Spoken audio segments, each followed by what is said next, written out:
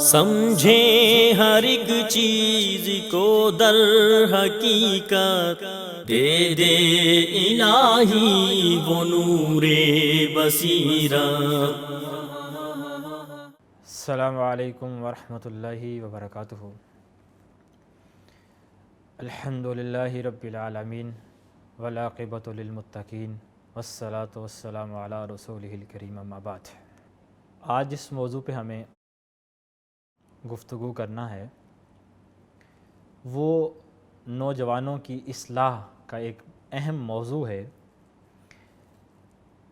جس کو بیان کرنا، جس کو سننا حالات اس چیز کے متقاضی ہیں۔ سب سے پہلے یہ جاننا ضروری ہے کہ آیا نوجوانوں کی اصلاح کیوں ضروری ہے؟ آخر کیا وجہ ہے کہ اللہ رب العزت نے قرآن پاک میں اور نبی کریم صلی اللہ علیہ وسلم کی زندگی کی تعلیمات میں سے ہمیں جا بجا یہ باتیں ملتی ہیں کہ نوجوان اپنی اگر اصلاح کر لیں تو قوموں کی ترقی اس میں پنہاں ہے۔ تو اس لیے یہ جاننا ضروری ہے، اہم مسئلہ ہے کہ نوجوان اپنی اصلاح کیوں کریں۔ اس حوالے سے تھوڑا سا تاریخ کا اگر ہم انالیسز کریں تو یہ بات سمجھ آتی ہے، جب صلاح الدین ایوبی رحمہ اللہ کا دور تھا، مسلمانوں پہ فتنوں کا دور تھا، اس وقت جو مغربی یہود انصار جو تھے ان کا یہی ایک اہم پوائنٹ تھا کہ اگر آپ نے مسلمانوں کو کمزور کرنا ہے تو مسلمانوں کے نوجوانوں کو کمزور کرتے ہیں۔ اس سے یہ بات واضح طور پر ہمارے سامنے آتی ہے کہ آخر یہ نوجوان ہی لوگوں، یہ کفار کا ٹارگٹ ہیں، اہل یہود کا ٹارگٹ ہیں، عیسائیوں کا ٹارگٹ ہیں۔ مغربی کلچر ہمیں اسی وجہ سے اس بات کی طرف لے جانا چاہ رہا ہے کہ ہم نوجوانوں کو برباد کر دیں، ان کے اندر فحاشی اور یعنی اس طرح کی چیزیں ان کے اندر ڈال دیں تاکہ یہ مسلمانوں کے جو نوجوان ہیں یہ اپنے مقصد سے دور ہو جائیں۔ تو مسلمانوں کے اندر جو ایک طبقہ ہے جسے نوجوان کہا جاتا ہے اور عربی زبان میں شباب کہا جاتا ہے، یوتھ انگلش میں اس کو کہا جاتا ہے، یہ اس یوتھ کی، اس نوجوان طبقہ کی اصلاح ہونا یہ بہت ہی ضروری امر بن چکا ہے، اور حالات اس چیز کے متقاضی ہیں کہ اب نوجوانوں کے اندر ان کو ان کا مقصد یاد دلایا جائے، ان کو ان کی زندگی کا، ان کی منزل بتائی جائے کہ نوجوانوں کی منزل کیا تھا، ان کا مقصد کیا تھا، انہوں نے کس چیز کو اپنا ماڈل بنانا تھا، انہوں نے اپنا رول ماڈل اپنانا تھا۔ تو وہ تھی کتاب اللہ کی کتاب تھی، وہ نبی کریم صلی اللہ علیہ وسلم کی زندگی کی تعلیمات تھیں جن کو ہم نے فالو کرنا تھا۔ لیکن افسوس سے آج مسلمان اور مسلمانوں کا ایک طبقہ، نوجوان جو ایک طبقہ ہے، یہ اس قدر تخیلاتی زندگی کے اندر مصروف عمل ہے کہ جس کی کوئی حقیقت نہیں ہے، اور اس طرح کی چیزیں مسلمانوں کے اندر ڈال دی گئی ہیں، رکھ دی گئی ہیں، ان کو دے دی گئی ہیں کہ مسلمان اس کو ہی اپنا سب کچھ سمجھتے ہیں، اپنی زندگی، اپنی کامیابی، اپنا سب کچھ وہ اسی کو سمجھتے ہیں، جبکہ حقیقت نہیں ہے، وہ صرف ایک تخیلاتی زندگی ہے جو ہمیں دے دی گئی ہے۔ ان سے نکلنا ہوگا، حقیقت میں آنا ہوگا اور اس چیزوں کو فالو کرنا ہوگا جو حقیقت میں اللہ تعالیٰ نے مسلمانوں کے لیے، ہمارے لیے گائیڈ لائن کے طور پہ کتاب اللہ اور سنت رسول میں بیان کی ہیں۔ تو ہماری رہنمائی ہمیں اللہ کے نبی علیہ السلام کے بعد جو تعلیمات ملی ہیں وہ صحابہ کے ذریعے ملی ہیں، اسلاف، یہ ایک بہت بڑی روایت تھی جس کو آج کے نوجوانوں نے چھوڑ دی ہے۔ ہم نے کیا کیا ہے؟ ہم نے نوجوان اپنا ٹائم برباد کر رہے ہیں، کس کے اوپر؟ ٹک ٹاک کے اوپر، اپنا ایک وقت جو ہے اس کو ضائع کر رہے ہیں، کس کے اوپر؟ سنیپ چیٹ کے اوپر۔ یہ وہ چیزیں تھیں جو مسلمانوں کا ہدف نہیں تھیں، یہ وہ چیزیں تھیں جو مسلمانوں کی منزل نہیں تھیں، لیکن ہم نے ان کو منزل بنایا، ان کو کامیابی کا آخری سٹیج سمجھا، جبکہ کامیابی اور حقیقیت اور مقصد جو تھا وہ تھا اللہ کی کتاب اور سنت رسول۔ تو کچھ میں اصول جس کو کتاب اللہ اور سنت رسول نے بیان کیا ہے، یہ چیزیں کتابوں میں شاید آپ کو نہ ملیں، لیکن من جملہ احکامات کا اگر ہم مطالعہ کرتے ہیں تو یہ بات واضح طور پر ہمیں سمجھ آتی ہے۔ کچھ اصول ہمیں ملتے ہیں کتاب اللہ سے، یعنی کہ اللہ کے قرآن سے۔ یہ تو وہ کتاب تھی جس کو پڑھنے کے بعد اللہ کے نبی نے کہا تھا کہ امتوں کی ترقی قرآن کو پڑھنے کے اندر ہے، قرآن کے اوپر عمل کرنے پر ہے۔ اللہ امتوں کو زوال دیتا ہے قرآن چھوڑنے کی وجہ سے، تو امت کے اوپر زوال تب آتا ہے جب ہم اپنی حقیقی روحانی کتاب کو چھوڑ کر ان چیزوں کو اپنی زندگی کے اندر شامل کر لیتے ہیں جن کا حقیقت سے کوئی تعلق نہیں ہے۔ تو سب سے پہلی بات جو میں بیان کرنا چاہتا ہوں کہ نوجوانوں کی اصلاح کیسے ممکن ہے، وہ کون سے پرنسپلز ہیں جو آج کا نوجوان طبقہ اپنی زندگی میں ان کو شامل کر لے تو وہ کامیابیوں کے سفر کی طرف گامزن ہو سکتا ہے، وہ کامیابیاں حاصل کر سکتا ہے، کامیابیاں اس کا مقدر بن سکتی ہیں۔ وہ کون سی چیزیں ہیں؟ ان میں سے سب سے پہلی چیز یہ ہے کہ آج نوجوانوں کو نیت کی درستگی کی ضرورت ہے۔ وہ نیت عبادات میں ہو، وہ دنیاوی معاملات میں ہو، لیکن افسوس اس بات کا ہوتا ہے کہ آج کل ہمارے کچھ ایسا ماحول بن گیا ہوا ہے، ایسا ماحول کریٹ ہو چکا ہے کہ ہم صرف نیت کو عبادات تک محدود رکھتے ہیں کہ اگر ہم نے نماز پڑھنی ہے تو نیت کرنی ہے، روزہ رکھنا ہے تو ہم نے نیت کرنی ہے، ہم نے حج کرنا ہے تو نیت کرنی ہے۔ ہم نے نیت کو صرف عبادات تک محدود کر دی ہے۔ یہی وجہ ہے کہ آج نوجوانوں کی اصلاح نہیں ہو رہی۔ نیت کا تعلق دنیاوی معاملات سے بھی ہے اور عبادات سے بھی ہے، کیونکہ اللہ کے نبی علیہ السلام کی حدیث ہے کہ انما الاعمال بالنیات، کہ اعمال کا دار و مدار جو ہے وہ نیتوں پر ہے۔ اگر آپ کی نیت ٹھیک ہے، آپ ٹھیک ہیں، آپ کی نیت درست ہے، تو آپ کی زندگی کا جو ایک روڈ میپ ہے وہ آپ کو ایک صحیح روڈ میپ مل جائے گا اگر آپ کی نیت درست ہے۔ تو اب ان اعمال کا تعلق دنیا سے بھی ہے، دنیاوی معاملات سے بھی ہے، اور انہی اعمال کا تعلق عبادات سے بھی ہے۔ عبادات میں نیت کی درستگی تو ہم کوشش کرتے ہیں، لیکن ہم اپنے چال ڈال لین دین معاملات میں نیت کی درستگی نہیں کرتے۔ مجھے یاد پڑتا ہے حضرت عائشہ بن جبیر رضی اللہ تعالیٰ عنہ کہ ہمارے اسلاف کیسے تھے، ان کی نیتیں کیسی تھیں، وہ کیسے نوجوانوں کو تیار کرتے، کہ کیسی سوچ تھی، وہ کیسے ہمیں بتاتے تھے کہ ہم نے اپنی زندگی کو نیتوں کے ساتھ جو ہے وہ خوشبودار کرنا ہے، ہم نے ان کو اللہ کے قرآن سے مزین کرنا ہے، ان احکامات سے ہم نے ان کو مزین کرنا ہے جن کو اللہ تعالیٰ نے بیان کیا ہے۔ تو حضرت عائشہ بن جبیر رحمہ اللہ کہتے ہیں کہ میں بازار میں جا رہا ہوں تو مجھے ایک صاحب نے آواز دی، کہا کہ یا عائشہ بن جبیر، مجھے اس بات کا کسی نے حکم دیا ہے کہ میں روزانہ جب تک زندہ رہوں، جب تک میری زندگی ہے، میں آپ کا اور آپ کے بچوں کا خیال رکھتا رہوں۔ تو حضرت عائشہ بن جبیر رحمہ اللہ نے کہا کہ آپ کو کس نے حکم دیا ہے؟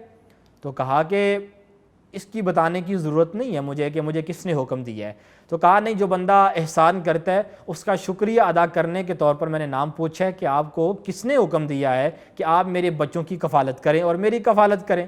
تو کہا کہ جس نے مجھے حکم دیا ہے وہ آپ کے شکریہ کا محتاج نہیں ہے، وہ آپ کے اپریشیٹ کرنے کا محتاج نہیں ہے کہ آپ اس کو اپریشیٹ کریں گے، آپ اس کا شکریہ ادا کریں گے تو وہ خوش ہوگا۔ کہا وہ ان چیزوں کا محتاج نہیں ہے۔ تو حضرت عائشہ بن جبیر کہتے ہیں میں نے خاموشی سے اس کی بات کو قبول کیا، اور وہ بندہ روزانہ میرے گھر میں راشن کی کچھ چیزیں، راشن جو ہے وہ میرے گھر میں پہنچا دیتا تھا۔ تو کہتے ہیں وقت گزرتا گیا، کچھ ایام، کچھ سال گزرے، میں روزانہ اس بندے سے وہ اپنا سامان لیتا اور اپنے گھر کے معاملات چلاتا۔ تو کہتے ہیں ایک دن ایسا ہوا، خبر دینے والے نے خبر دی کہ حضرت خالد بن عبداللہ بن عمر بن عثمان رحمہ اللہ کا انتقال ہو گیا ہے۔ تو کہتے ہیں میں بھی تعزیت کے طور پہ چند بندوں کے چند احباب کے ساتھ میں بھی ان کے تعزیت کرنے کے لیے پہنچا۔ تو حضرت عائشہ بن جبیر کہتے ہیں کہ میں نے وہاں پہ اس بندے کو دیکھا جو روزانہ میرے گھر میں راشن دینے آتا تھا۔ تو کہتے ہیں میں نے اس کی طرف دیکھا تو اس کی آنکھوں میں آنسو تھے۔ کہتے ہیں میں نے اس کو دیکھا تو اس کی آنکھوں میں آنسو تھے۔ تو حضرت عائشہ بن جبیر نے پوچھا رحمہ اللہ کہ آپ کی آنکھوں میں آنسو کیوں ہیں؟ تو فرمایا یا اشعث ہوا صاحبک الذی کان علیک یجری، فرمایا عشب یہ وہی بندہ ہے، یہ وہی شخص ہے جو آپ کو روزانہ آپ کا مال دیا کرتا تھا، جو آپ کا ساز و سامان آپ کے گھر میں میرے ذریعے ما کنت اعطیکا، یہ میرے ذریعے مال جو ہے اس بندے کا آپ تک پہنچتا تھا۔ تو حضرت اشعث بن زبیر رحمہ اللہ بھی رو پڑے، آنکھوں میں آنسو، کہ کیسے وہ لوگ تھے کہ ان کی نیت کے اندر اس قدر اخلاص تھا، ان کی نیتوں کے اندر اس قدر پاکیزگی تھی، اس قدر طہارت تھی کہ پتہ نہیں چلتا تھا کہ وہ دینے والے کو کیا دے رہے ہیں اور کس کو کیوں دے رہے ہیں۔ یہ اللہ تعالیٰ کی رحمت اور اللہ تعالیٰ کی رحمت اور معاونت، نصرت کے بغیر یہ ممکن نہیں ہے۔ تو نیت، آج اگر کسی کے اوپر آپ احسان کرتے ہیں، اپنے معاملات چلاتے ہیں، اپنی دیگر زندگی کو لے کے چلتے ہیں، تو اس کے اندر اپنی نیت کو درست کریں۔ اگر نیت درست نہیں ہوگی تو ہمارے معاملات وہ دنیاوی ہوں یا ان کا تعلق عبادات سے ہو، ہم کامیاب نہیں ہو سکتے، کیونکہ اللہ کے نبی علیہ السلام کی جو حدیث ہیں، جس کو امام بخاری رحمہ اللہ نے جمع کیا ہے صحیح البخاری میں، تو صحیح بخاری میں سب سے پہلی حدیث امام بخاری رحمہ اللہ سلطان المحدثین لے کے آئے ہیں، انما الاعمال بالنیات، کہ اعمال کا دار و مدار جو ہے وہ نیت میں ہے۔ ہمارے ہاتھ میں ہے کہ ہم نے کس قدر اپنی نیت کو پاک کرنا ہے، نیت کو صاف کرنا ہے۔ اگر ہم نے کسی سے ملنا ہے تو ہماری نیت صاف ہونی چاہیے، اگر ہمارا کسی سے تعلق ہے تو ہماری نیت صاف ہونی چاہیے، اگر ہمارا کسی سے لین دین ہے تو اس نیت میں اخلاص ہونا چاہیے۔ اس نیت میں اخلاص ہوگا، اس نیت میں پاکیزگی ہوگی تو وہ ہمارے معاملات کی درستگی کا سبب بنے گی، پھر ہمارے معاملات ٹھیک ہوں گے، پھر ہم اچھا سوچیں گے۔ پازیٹیو جو سوچ ہے، مثبت سوچیں جو ہیں وہ تب پیدا ہوتی ہیں جب ہمارے دماغ اور ہماری سوچ اور ہماری نیت جو ہے وہ اس کے اندر مماثلت قائم ہو جائے، اس کے اندر وہ ایک چیز شامل ہو جائے جس کو اللہ تعالیٰ نے قرآن پاک میں اور نبی کریم صلی اللہ علیہ وسلم نے حدیث مبارکہ میں بیان کیا ہے۔ اور دوسرا اہم پرنسپل جس کو میں سمجھتا ہوں کہ ہماری یوتھ کے اندر یہ چیزیں ہونی چاہیے، وہ ہے کہ اللہ کا ڈر اور خوف۔ یہ ایک بہت اہم پرنسپل ہے، ایک بہت اہم سورس ہے کہ ہم اس کے ذریعے اپنی اصلاح کر سکتے ہیں۔ یہی وہ ڈر تھا کہ جس کو اللہ تعالیٰ نے قرآن میں اس انداز میں بیان کیا کہ یہ بندہ جو اللہ تعالیٰ سے ڈرتا ہے، جو اللہ تعالیٰ سے ڈر اور خوف رکھتا ہے، اللہ تعالیٰ نے اس کے لیے 2 جنتیں تیار کی ہیں۔ یہ بڑا اہم مسئلہ تھا، بہت حساس معاملہ تھا کہ اللہ تعالیٰ کا ڈر اور خوف رکھنے والی جو قومیں ہیں، جو نوجوان طبقہ ہے، وہ اگر اپنے دل میں، دماغ میں اللہ کا ڈر اور خوف پیدا کر لیتے ہیں تو یہ ڈر خوف کس چیز کا؟ یہ نہیں کہ لوگ کیا کہیں گے، لوگوں کے کیا کہنے سے جو ڈر ہوتا ہے، یہ ڈر اللہ کے ہاں بھی قابل قبول نہیں ہے اور یہ ہماری اصلاح کا سبب بھی نہیں بن سکتا۔ ڈر کیسا ہونا چاہیے؟ زین العابدین علی بن حسین رضی اللہ تعالیٰ عنہ، میں اسلاف کی باتیں اس لیے کرتا ہوں کہ یہ اسلاف ہی ہمارا ورثہ تھے، کیونکہ انبیاء کا سلسلہ بند ہو چکا ہے، تو انبیاء کے بعد جو ورثہ تھا وہ صحابہ تھے، صحابہ کے بعد تابعین تھے، تابعین کے بعد تبع تابعین تھے، تو یہ وہ ورثہ تھا جس کو ہم نے فالو کرنا تھا، اپنی زندگیوں میں لے کے آنا تھا، اپنی اصلاح کرنا تھا۔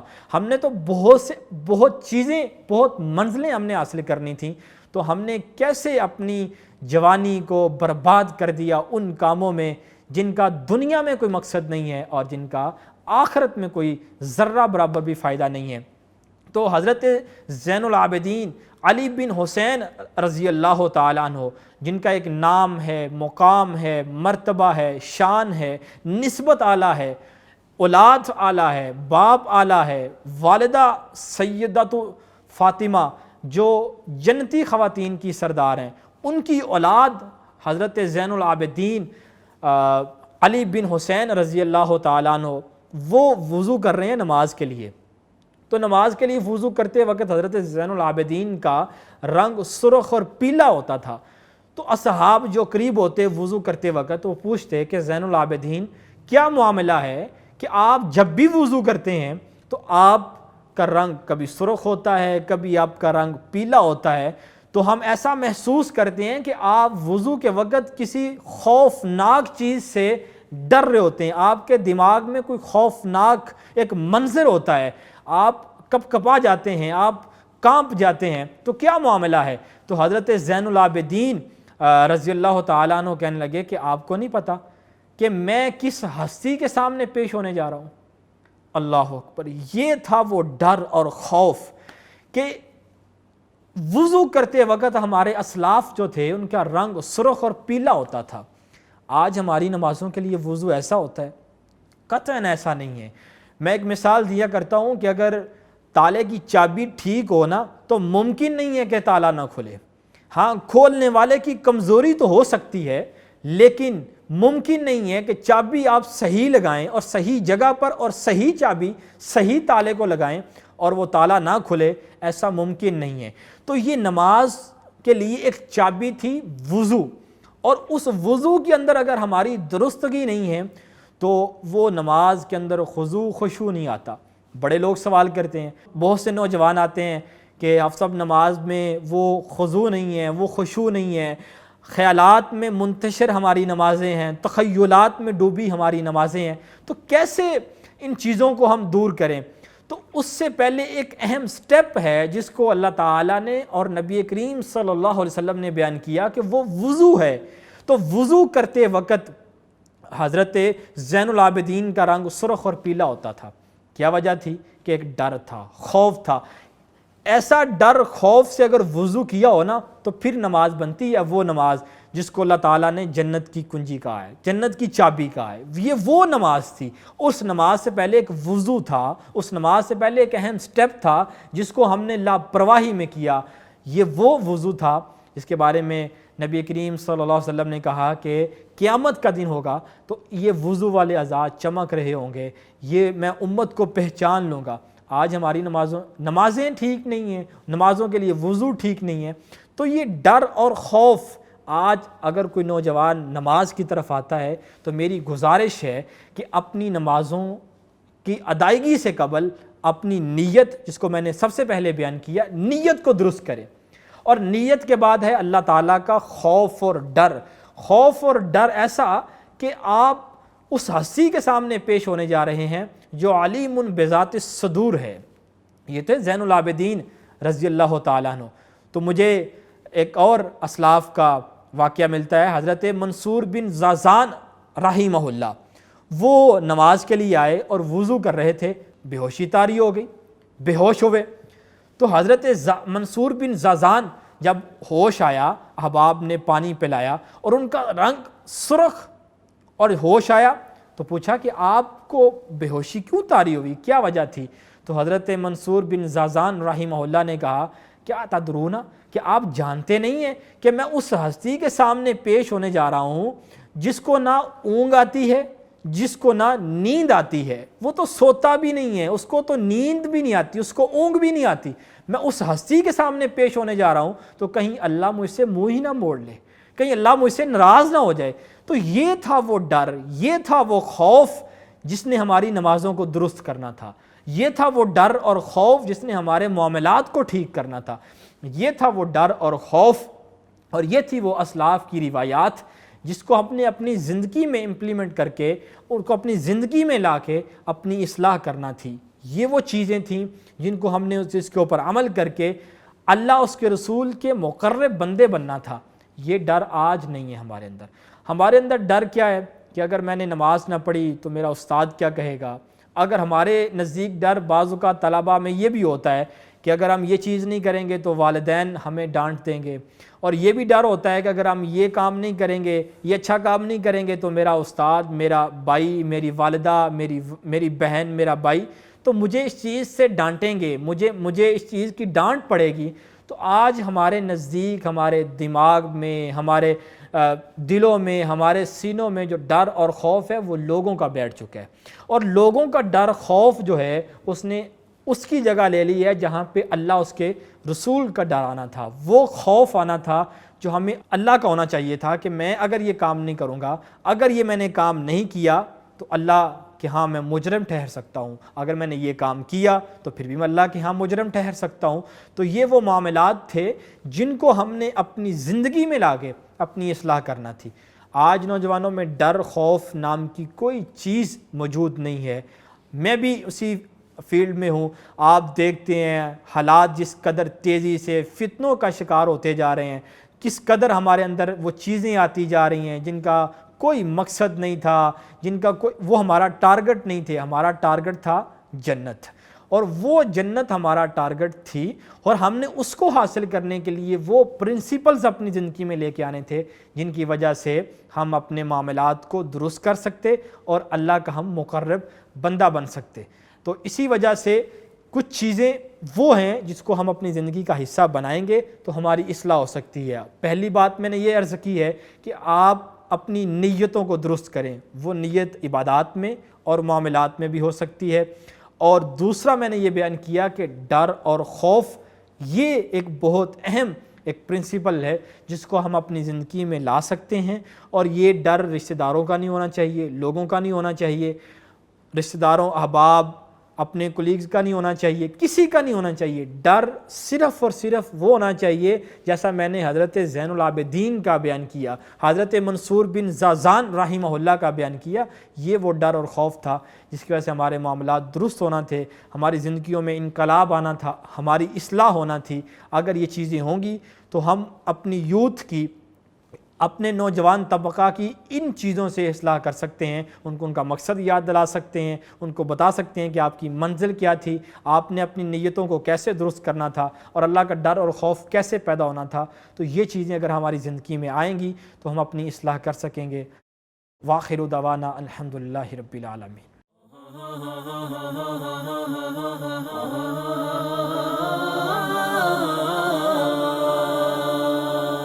سمجھیں ہر ایک چیز کو در حقیقت، دے دے الہی وہ نور بصیرت۔